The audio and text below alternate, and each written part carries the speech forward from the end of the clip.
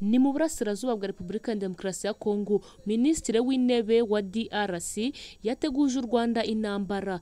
Mu magambo ya Judith Suminwa yuzuye uburakari bwinshi yagize ati abaduteye tuzabakurikirana iwabo. Ni amagambo yashimangiye umugambi wa Perezida Felix Antoine Tshisekedi wo gutera igihugu cy'u Rwanda. Ku rundi ruhande, abanyakenya bari mu myigaragambyo basabye Perezida William Ruto kwegura nyuma y'amasaha make uyu mugabo William Ruto yemeye gucubya imvururu zari zimaze icyumweru mu gihugu. Bemeje ko bahaye Ruto amasaha atarenze 48 yo kuba yamaze kwegura kuko ubu batamufata nk'umuperezida wabo.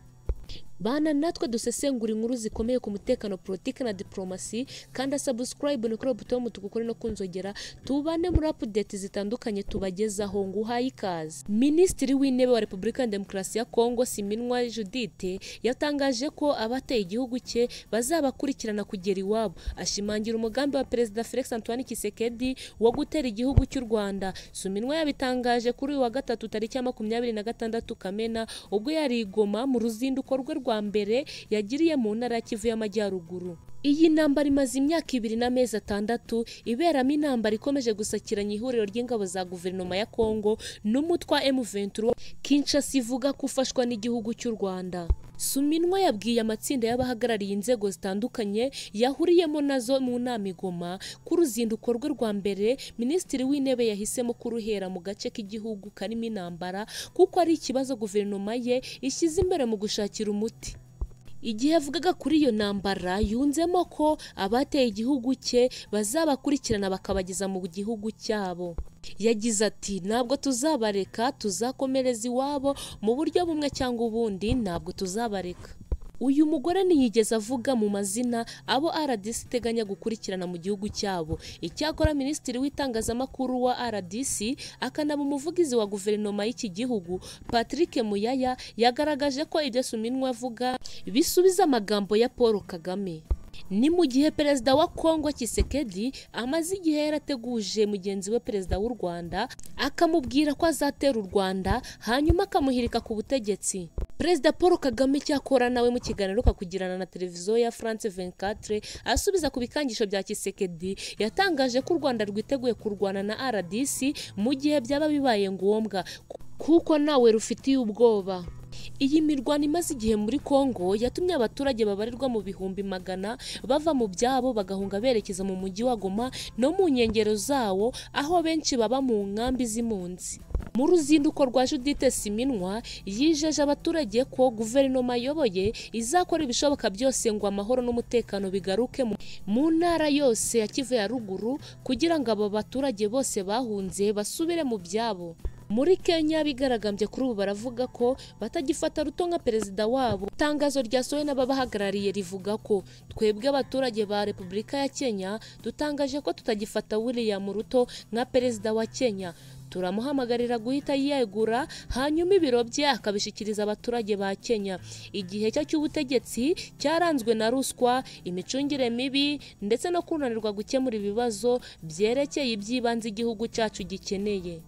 Bunzemo bati turabona nta bushobozi bwo kuyobora afite, bityo turamusaba guhita yegura. Ubutegetsi bwa Perezida Ruto bwaranzwe n'amahano menshi, imiyoborere idatanga umusaruro ndetse no kwirengagiza amahame y'imiyoborere. Ku butegetsi bwe Kenya yagize ihungabanya ry'ubukungu, ruswa iriyongera ndetse bunatakarizwa icyizere n'abaturage. Perezida Ruto yasabwe kwegura nyuma y'uko kuri uyu wa kabiri w'iki cyumweru muri Kenya habaye imyigaragambyo ikomeye bw'abigaragambya bateye ingoro nshingaamategeko bwa mbere mu mateka ya Kenya, batwika igice cyayo ndetse banasenyaguza ahasanzwe hakorera Sena. Bigaragambya bamaganaga umushinga w'itegeko rigamije kongera imisoro waherukaga kwemezwa n'abadepite bo mu nteko nshingaamategeko ya Kenya. Ni umushinga bagaragazaga ko uzatuma ikiguzi cy'imibereho cyiyongera, bityo abigaragambya bakagaragaza ko ari umutwaro kuri bo. Nanone ku rundi ruhande Ikanyabayonga urugamba rwambikanye. M23 ikaba yamaze kwemeza ko ibirindiro byayo bitandukanye byaterewe icyarimwe. Ni imirwano ikaze cyane hagati y'inyeshyamba za M23 n'igisirikare cya Repubulika ya Demokarasi ya Kongo FARDC gifatanyije n'imitwe yitwaje intwari itandukanye bafatanya. Ikaba ari imirwano yongeye kubura mu gace ka Kanyabayonga mu gitondo cyo kuri uyu wa kane tariki ya 27 Kamena 2024. Ni mu gihe kandi intare za Sarambwe zikomeje kuvugisha amahanga yose kuko i New York muri Amerika akanama k'umuryango ku isi kize ku kibazo cya Kanyabayonga na M23. Ni inkuru zigezweho kandi zikomeye tugiye gusesengurira hamwe. Bana natwe ukanda subscribe ni kuri buto y'umutuku ukore no kunzogera tubane mu makuru atandukanye tubagezaho. Nguhaye ikaze. Ikanyabanyonga hakomeje imirwano bivuga ko iri kubera hagati ya teritwari ya Rubero na Rucuru ahagana ku kiraro cyo ku mugezi wa Rahuru ahitwa Rayila iruhande rwa Kimaka. Ikinyamakuru Kivu Morning Post kivuga ko inyeshyamba za M23 zashakaga kwerekeza ahitwa Miriki ariko zikitambikwa n'ingabo za Repubulika ya Demokarasi ya Kongo. Ku ruhande rw'intare za Sarambwe zivuga ko zagabwaho ibitero bitandukanye n'ihuriro za guverinoma ya Kinshasa Ikanyabayonga.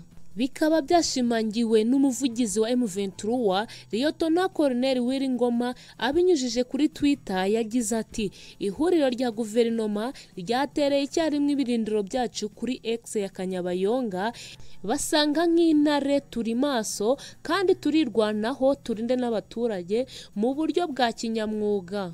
Naho akanama k'umuryango w'abibumbye gashinzwe umutekano kangaragaje ko gahangayikishijwe cyane n'igitero cyagabwe n'umutwe wa M23 muri Kanyabayonga.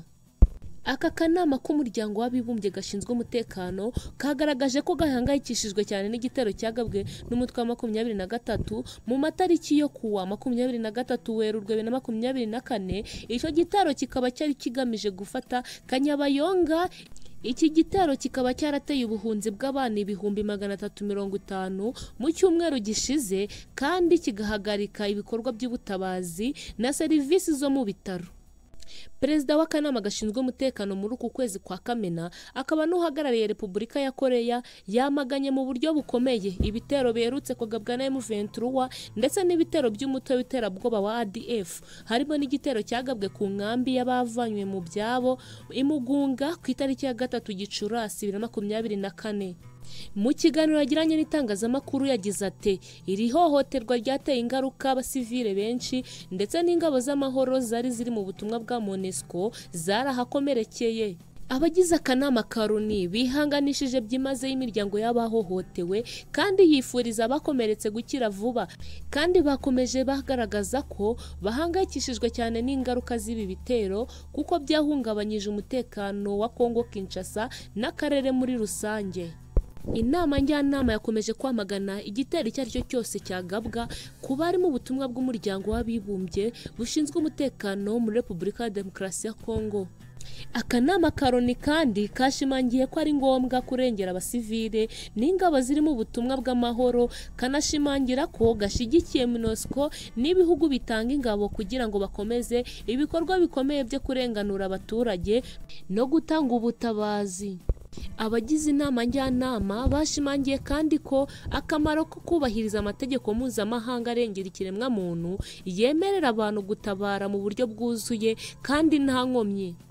Ironi ikaba yasabye impande zose kongera gusubira mu biganiro bigamije kurangiza amakimbirane kugira ngo amahoro aboneke, kandi bavuga ko bishimira cyane ubwunzi bwa perezida wa Angola Jean Lourenço. Hamaganwe imitwe yose yitwaje intwaro muri Kongo Kinshasa harimo M23, ADF n'ingabo z'umutwe wa FDLR na Wazalendo basaba ko hahagarikwa inkunga z'amahanga ziterwa iyo mitwe. Ku rundi ruhande kandi ni muri Repubulika ya Demokarasi ya Kongo imyigaragambyo ikomeje guca ibintu nyuma y'urupfu rw'umwami w'ababembe muri Fizi. Bikaba byatumye umuhanda uhuza teritwari ya Uvira na Fizi uba ufunzwe kugeza